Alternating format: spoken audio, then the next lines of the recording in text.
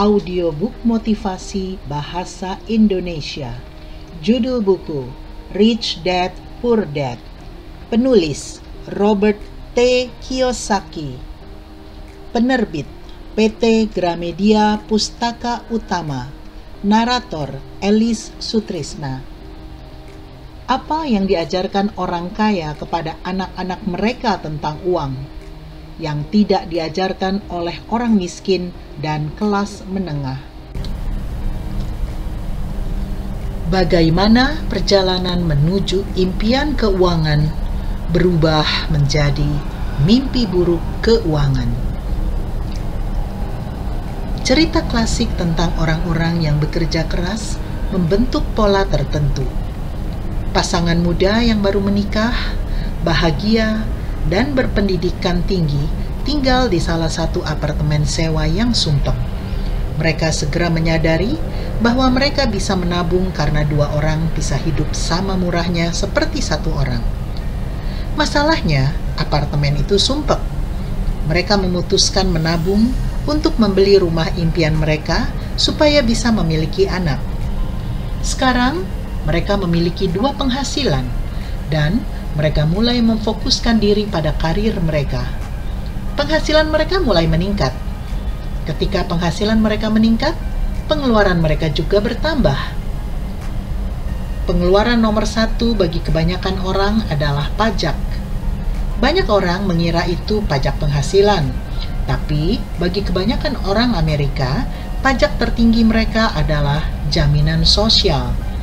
Bagi seorang karyawan, tampaknya seolah-olah pajak jaminan sosial digabung dengan tarif pajak layanan kesehatan, memiliki besaran sekitar 7,5%, tapi sesungguhnya 15%, karena pemberi kerja juga harus menyetorkan jaminan sosial dalam jumlah yang sama.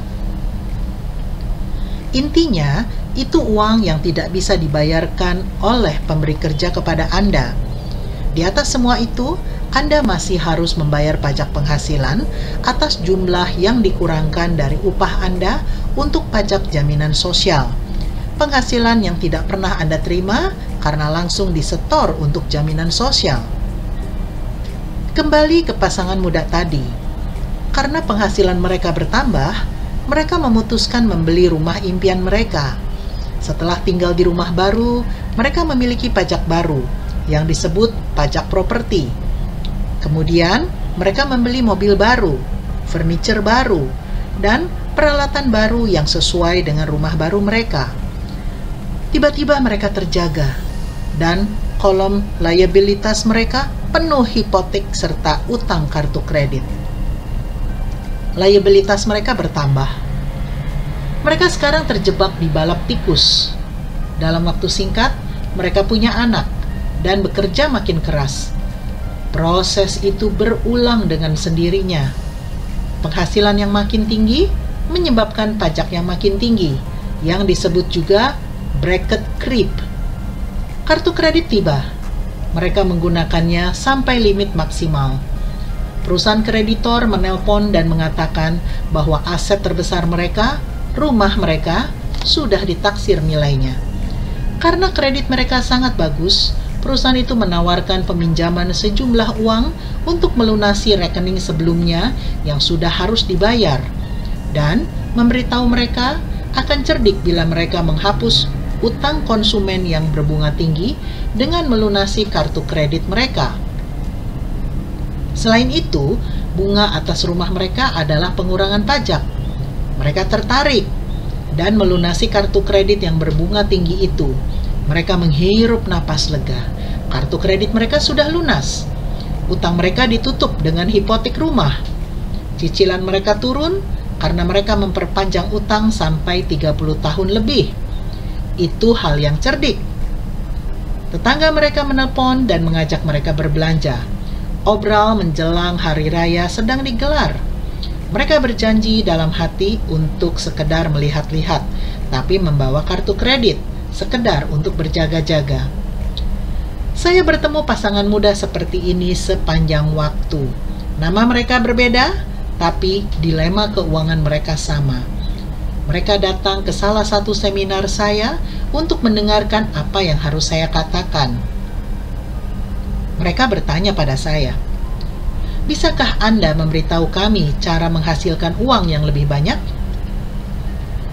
Mereka tidak mengerti bahwa masalah sesungguhnya adalah cara mereka memilih membelanjakan uang yang mereka miliki. Itu disebabkan oleh buta keuangan, serta tidak memahami perbedaan antara aset dan liabilitas. Uang yang lebih banyak jarang bisa menyelesaikan masalah keuangan seseorang. Kecerdasanlah yang memecahkan masalah. Ada perumpamaan yang berulang kali dikatakan oleh teman saya kepada mereka yang berutang. Kalau kau mendapati dirimu menggali sebuah lubang, berhentilah menggali. Waktu saya kecil, ayah saya sering memberitahu kami bahwa orang Jepang sangat waspada dengan 3 kekuatan. Kekuatan pedang, permata, dan cermin. Pedang melambangkan kekuatan senjata. Amerika telah menghabiskan triliunan dolar untuk senjata, dan karena itu merupakan kekuatan militer yang besar di dunia. Permata melambangkan kekuatan uang. Ada sejumlah kebenaran dalam perkataan, ingatlah aturan emas. Siapa yang memiliki emas adalah yang membuat aturan. Cermin melambangkan kekuatan pengetahuan diri. Pengetahuan diri ini, menurut legenda orang Jepang, adalah harta paling berharga dari ketiganya. Orang miskin dan kelas menengah terlalu sering membiarkan kekuatan uang mengendalikan mereka. Dengan semata bangun dan bekerja lebih keras, tanpa bertanya pada diri sendiri, apakah yang mereka lakukan itu masuk akal. Mereka seperti menembak diri sendiri ketika berangkat bekerja setiap pagi. Dengan tidak sepenuhnya memahami uang, kebanyakan orang membiarkan kekuatan yang menyilaukan itu menguasai diri mereka. Kalau menggunakan kekuatan cermin, mereka akan bertanya dalam hati, apakah ini masuk akal? Terlalu sering terjadi, alih-alih mempercayai kebijaksanaan batin mereka, sosok jenius dalam diri mereka, kebanyakan orang hanya mengikuti arus. Mereka melakukan sesuatu karena semua orang melakukannya. Mereka menyesuaikan diri, bukannya mempertanyakan. Seringkali, tanpa pikir panjang, mereka mengulangi apa yang telah dikatakan kepada mereka. Berdiversifikasilah. Rumahmu adalah aset. Rumahmu adalah investasi terbesarmu. Kau mendapat keringanan pajak dengan berutang lebih besar. Carilah pekerjaan yang memberikan jaminan. Jangan melakukan kesalahan. Jangan mengambil resiko. Konon, bagi kebanyakan orang, rasa takut berbicara di depan umum adalah rasa takut yang lebih besar daripada kematian. Menurut psikiatris, ketakutan berbicara di depan umum timbul karena rasa takut diasingkan oleh masyarakat, takut menonjol, takut dikritik, takut ditertawakan, dan takut menjadi orang yang dikucilkan. Takut menjadi berbeda menghalangi banyak orang melihat cara-cara baru untuk memecahkan masalah mereka. Itulah sebabnya ayah saya yang berpendidikan mengatakan bahwa orang Jepang paling menghargai kekuatan cermin, karena hanya ketika memandang ke cerminlah kita menemukan kebenaran. Takut adalah alasan utama orang berkata, bermain amanlah. Itu berlaku dalam segala hal, entah olahraga, hubungan suami istri, karir, atau uang. Ketakutan yang sama, takut diasingkan oleh komunitas, menyebabkan orang menyesuaikan diri dan tidak mempertanyakan pendapat yang diterima umum atau tren yang populer. Rumahmu adalah aset, dapatkan pinjaman dengan agunan rumah dan keluarlah dari utang, bekerjalah lebih keras, ini promosi. Suatu hari saya akan menjadi wakil presiden direktur. Menabunglah. Bila gaji saya naik, saya akan membeli rumah yang lebih besar untuk keluarga kita. Reksadana itu aman. Banyak masalah keuangan yang besar disebabkan oleh orang berusaha mengimbangi tetangganya. Kadang kita semua perlu bercermin dan bersikap jujur pada kebijaksanaan batin kita ketimbang pada rasa takut kita. Waktu saya dan Mike berusia 16 tahun, kami mulai mempunyai masalah di sekolah. Kami bukan anak nakal. Kami cuma mulai memisahkan diri dari anak-anak lain. Kami bekerja untuk ayah Mike sepulang sekolah dan pada akhir pekan. Saya dan Mike menghabiskan berjam-jam setelah bekerja dengan duduk semeja dengan ayahnya. Sementara dia rapat bersama bankir, pengacara, akuntan, broker, investor, manajer, dan karyawannya. Dia putus sekolah pada umur 13 tahun dan sekarang memimpin, memberi instruksi, memerintah, dan menanyai orang-orang terdidik itu. Mereka selalu siap sedia dan merasa ngeri ketika dia tidak menyetujui pendapat mereka. Dia orang yang tidak mengikuti arus. Dia orang yang bertindak sesuai pemikirannya sendiri dan memberi perkataan. Kita harus melakukannya dengan cara ini, karena beginilah semua orang melakukannya. Dia juga membenci kata-kata tidak bisa. Jika Anda ingin dia melakukan sesuatu, katakan saja. Saya rasa Anda tidak bisa melakukannya. Saya dan Mike belajar lebih banyak dengan duduk dalam rapatnya daripada bertahun-tahun bersekolah, termasuk di bangku kuliah. Ayah Mike tidak dididik oleh sekolah, tapi dididik secara keuangan, dan hasilnya adalah kesuksesan. Dia berulang kali memberitahu kami, orang yang pandai mempekerjakan orang yang lebih pandai dari mereka. Karena itu, saya dan Mike beruntung menghabiskan waktu berjam-jam untuk mendengarkan dan belajar dari orang yang pandai. Namun, karena hal itu, saya dan Mike tidak bisa mengikuti dogma standar yang diajarkan guru-guru kami. Dan hal itu menimbulkan masalah.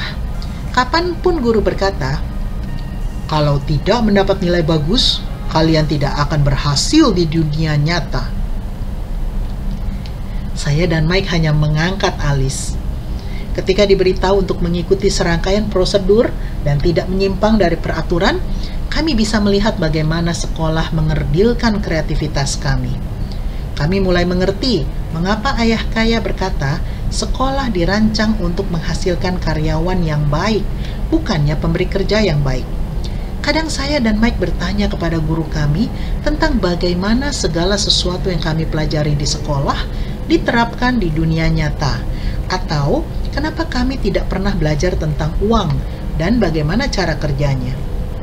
Terhadap pertanyaan terakhir ini, kami sering mendapat jawaban bahwa uang tidaklah penting, bahwa jika kami unggul dalam pendidikan, uang akan datang.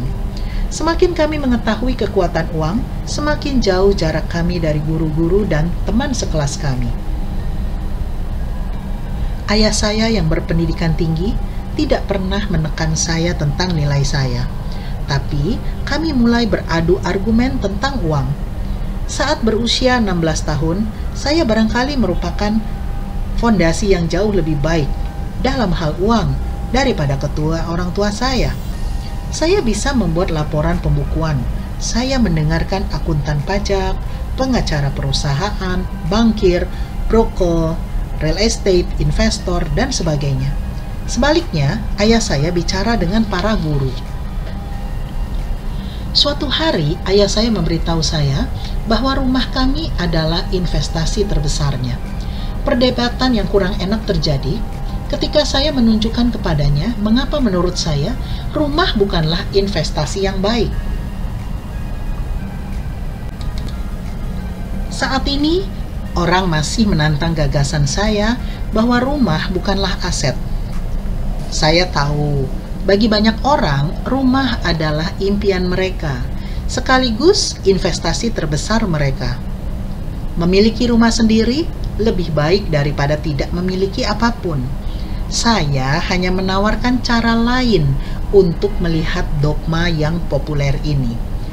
Kalau saya dan istri saya ingin membeli rumah yang lebih besar serta mewah, kami sadar itu bukanlah aset, itu liabilitas karena mengeluarkan uang dari kantong kami. Jadi, inilah argumen yang saya kemukakan. Saya benar-benar tidak berharap orang menyetujuinya karena rumah bersifat emosional. Dan dalam hal uang, emosi yang tinggi cenderung menurunkan kecerdasan keuangan. Dari pengalaman pribadi, saya tahu bahwa uang punya cara untuk membuat setiap keputusan bersifat emosional.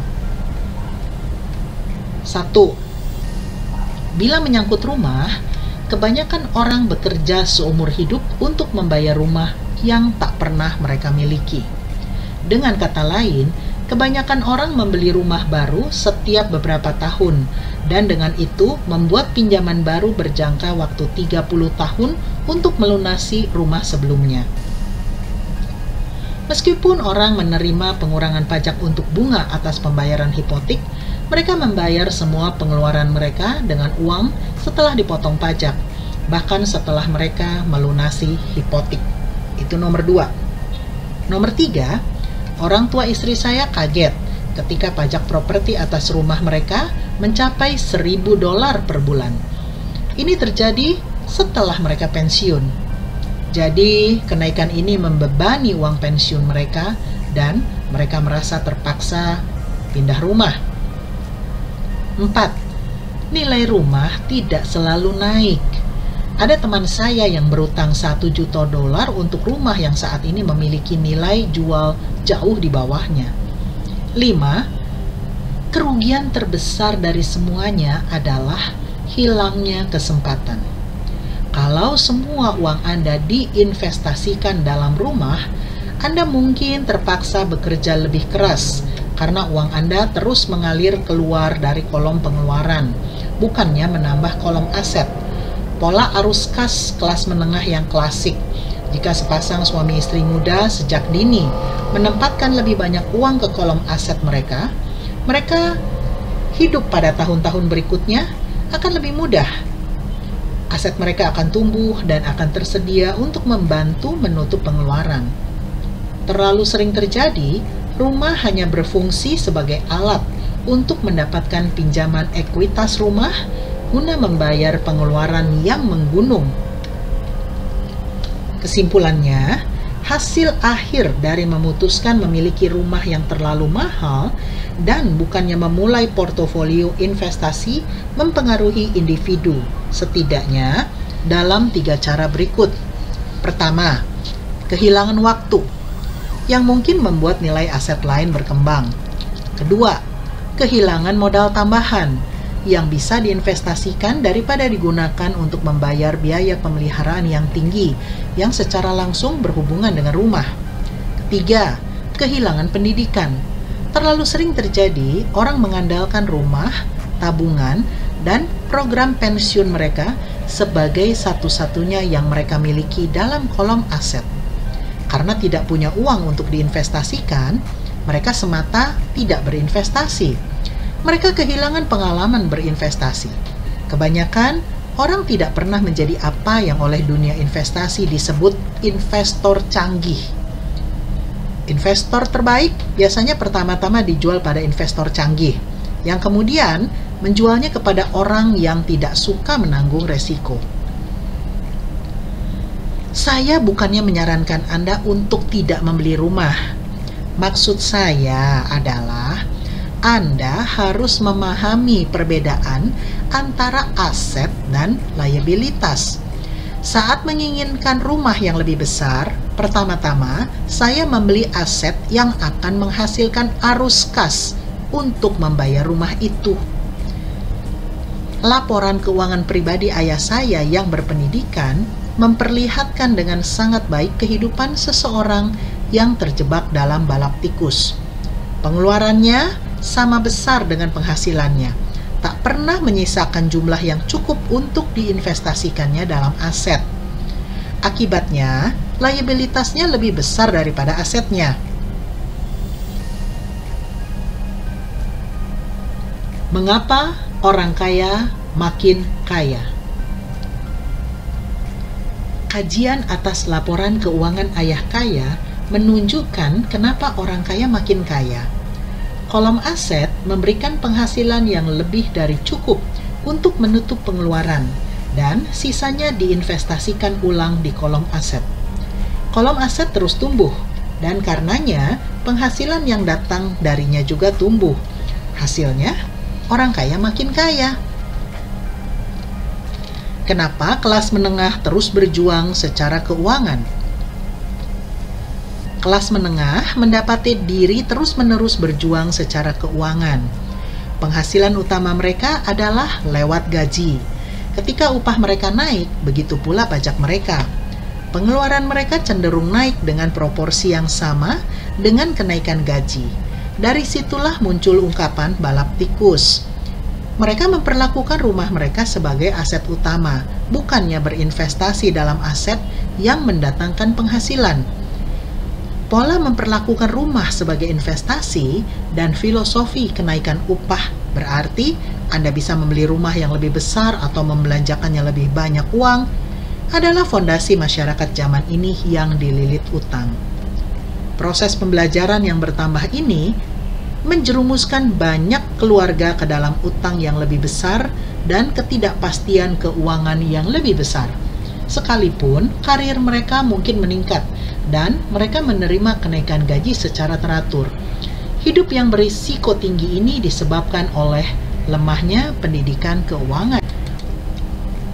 Hilangnya pekerjaan secara massal belum lama ini di Amerika membuktikan betapa goyahnya kelas menengah secara keuangan. Program pensiun perusahaan diganti dengan program 401. Jaminan sosial jelas bermasalah dan tidak bisa diandalkan sebagai sumber dana untuk masa pensiun. Kepanikan terjadi di kalangan kelas menengah. Saat ini, reksadana menjadi populer karena seharusnya mewakili keamanan. Pembeli reksadana rata-rata terlalu sibuk bekerja untuk membayar pajak dan hipotek, menabung untuk biaya kuliah anak, dan melunasi kartu kredit. Mereka tidak punya waktu untuk mempelajari investasi, jadi mereka mengandalkan keahlian manajer reksadana. Karena reksadana melibatkan banyak investasi berbeda, mereka juga merasa uang mereka lebih aman karena sudah didiversifikasikan. Kelas menengah yang terdidik ini menganut dogma yang disampaikan oleh broker reksadana dan perencana keuangan. Main aman, hindari resiko. Tragedi yang sebenarnya adalah kurangnya pendidikan keuangan sejak dini lah yang menciptakan resiko yang dihadapi oleh orang kelas menengah kebanyakan. Mereka bermain aman karena posisi keuangan mereka lemah, meskipun dalam keadaan terbaik. Neraca mereka tidak seimbang. Mereka dibebani liabilitas tanpa aset real yang memberikan penghasilan. Secara tipikal, satu-satunya sumber penghasilan mereka adalah gaji. Kehidupan mereka menjadi sepenuhnya tergantung pada pemberi kerja. Jadi, ketika transaksi seumur hidup yang sesungguhnya datang, mereka tidak bisa mengambil keuntungan dari peluang itu karena mereka bekerja terlalu keras, dikenai pajak sangat tinggi, dan dibebani utang. Seperti saya katakan pada awal bagian ini, aturan terpenting adalah mengetahui perbedaan antara aset dan liabilitas. Setelah memahami perbedaan itu, pusatkan upaya Anda untuk membeli aset yang mendatangkan penghasilan. Itulah cara terbaik untuk memulai perjalanan menjadi kaya. Teruslah melakukan hal itu, maka kolom aset Anda akan berkembang. Tetap jaga agar liabilitas dan pengeluaran Anda rendah, supaya ada lebih banyak uang yang tersedia untuk dicurahkan ke kolom aset. Tak lama, dasar aset akan menjadi sangat dalam, sehingga Anda bisa melihat investasi lain yang lebih spekulatif. Investasi yang bisa memberikan hasil 100% sampai tak terbatas. Investasi sebesar $5.000 yang segera berubah menjadi $1 juta atau lebih. Investasi yang oleh kelas menengah disebut terlalu beresiko. Investasi tidaklah berisiko bagi mereka yang melek keuangan. Jika Anda melakukan apa yang dilakukan oleh kebanyakan orang, Anda akan mendapat gambar berikut. Sebagai seorang karyawan yang juga pemilik rumah, upaya yang Anda lakukan biasanya sebagai berikut. Pertama, Anda bekerja untuk perusahaan. Karyawan membuat kaya pemilik usaha atau pemegang saham, bukan diri mereka sendiri. Usaha dan keberhasilan Anda akan membantu memberikan keberhasilan dan pensiun bagi sang pemilik usaha. Kedua, Anda bekerja untuk pemerintah. Pemerintah mengambil bagiannya dari gaji Anda sebelum Anda melihatnya. Dengan bekerja lebih keras, Anda semata memperbesar jumlah pajak yang diambil oleh pemerintah.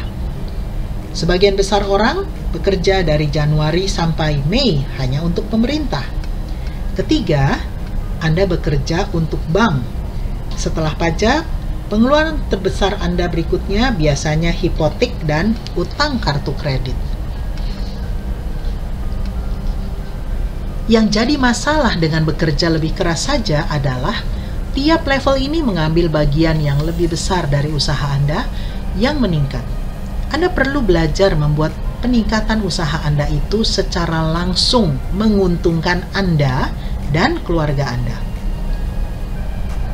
Setelah memutuskan untuk berkonsentrasi mengurus bisnis Anda sendiri, memusatkan upaya untuk membangun aset dan bukannya gaji, bagaimana Anda menetapkan tujuan?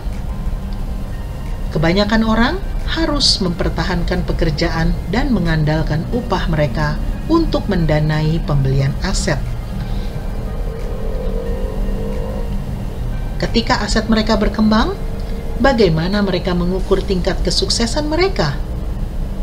Kapan seseorang menyadari bahwa mereka kaya, bahkan mereka makmur? Selain memiliki definisi sendiri untuk aset dan liabilitas, saya juga memiliki definisi sendiri untuk kemakmuran. Sebenarnya, saya meminjamnya dari seseorang bernama R. Buckminster Fuller. Sebagian orang menyebutnya dukun, yang lain menyebutnya jenius. Bertahun-tahun lalu, dia menjadi bahan pembicaraan di kalangan arsitek karena mengajukan permohonan hak paten untuk kubah geodesik pada 1961. Dalam permohonan itu, Fuller juga mengatakan sesuatu tentang kemakmuran. Awalnya cukup membingungkan, tapi setelah membacanya, hal itu mulai masuk akal. Kemakmuran adalah kemampuan seseorang untuk bertahan melewati begitu banyak hari di depan. Atau, kalau saya berhenti bekerja hari ini, berapa lama saya bisa bertahan hidup? Tidak seperti kekayaan bersih, perbedaan antara aset dan liabilitas Anda yang sering kali dipenuhi sampah yang mahal dan pendapat tentang apa yang berharga, definisi ini menciptakan kemungkinan untuk mengembangkan ukuran yang sungguh-sungguh akurat. Saya sekarang bisa mengukur dan tahu di mana saya berada dalam tujuan saya menjadi bebas secara keuangan. Walaupun kekayaan bersih seringkali mencakup aset yang tidak menghasilkan arus kas, seperti benda yang Anda beli dan sekarang tergeletak di garasi, kemakmuran mengukur berapa banyak uang yang dihasilkan oleh uang Anda, dan karena itu, daya tahan keuangan Anda. Kemakmuran adalah ukuran arus kas dari kolom aset dibandingkan dengan kolom pengeluaran. Mari kita gunakan sebuah contoh. Misalkan, arus kas dari kolom aset saya $1.000 sebulan. Saya mempunyai pengeluaran bulanan 2.000. Seperti apa kekayaan saya? Mari kembali ke definisi Buckminster Fuller. Menggunakan definisinya, berapa hari saya bisa bertahan? Kalau kita asumsikan 1 bulan terdiri dari 30 hari, saya punya arus kas yang cukup untuk setengah bulan saja. Kalau saya menerima arus kas sebesar 2.000 sebulan dari aset saya berkecukupan. Jadi, walaupun belum kaya, saya berkecukupan. Sekarang, saya mempunyai penghasilan dari aset setiap bulan yang pas menutup pengeluaran bulanan saya. Kalau ingin memperbesar pengeluaran, pertama-tama saya harus memperbesar arus kas untuk mempertahankan tingkat kecukupan ini. Perhatikan juga bahwa pada poin ini saya tak lagi tergantung pada upah saya. Saya memusatkan perhatian untuk dan berhasil membangun kolom aset yang membuat saya bebas secara keuangan. Jika hari ini berhenti bekerja, saya mampu menutup pengeluaran bulanan saya dengan arus kas dari aset saya. Tujuan saya berikutnya adalah menginvestasikan kembali kelebihan arus kas dari aset saya ke dalam kolom aset. Semakin banyak uang yang masuk ke kolom aset, semakin tumbuhlah kolom aset saya. Semakin bertumbuh aset saya, semakin besar pula arus kas saya. Dan selama saya menjaga pengeluaran saya lebih kecil daripada arus kas dari aset itu, saya akan tumbuh makin kaya. Dengan penghasilan yang semakin banyak dari sumber-sumber lain ketimbang kerja fisik saya. Ketika proses investasi kembali ini berlanjut, saya aman di jalan saya untuk menjadi kaya. Ingatlah pengamatan sederhana ini. Orang kaya membeli aset. Orang miskin hanya mempunyai pengeluaran. Kelas menengah membeli liabilitas yang mereka pikir adalah aset. Jadi, bagaimana saya mulai mengurus bisnis saya sendiri? Apa jawabannya? Dengarkanlah apa yang dikatakan oleh pendiri McDonald's pada bab berikutnya. Terima kasih sudah menyimak audiobook Rich Dad Poor Dad. Silakan like dan komen audiobooknya ya. Juga silakan subscribe dan bunyikan loncengnya agar mendapat notifikasi apabila ada audiobook baru yang di-upload. Silakan share juga apabila dirasa bermanfaat ya teman-teman. Semoga audiobook ini bisa menjadi inspirasi, motivasi, ide, peluang, dan edukasi bagi masyarakat Indonesia di seluruh dunia. Sampai jumpa dalam audiobook kami yang lainnya.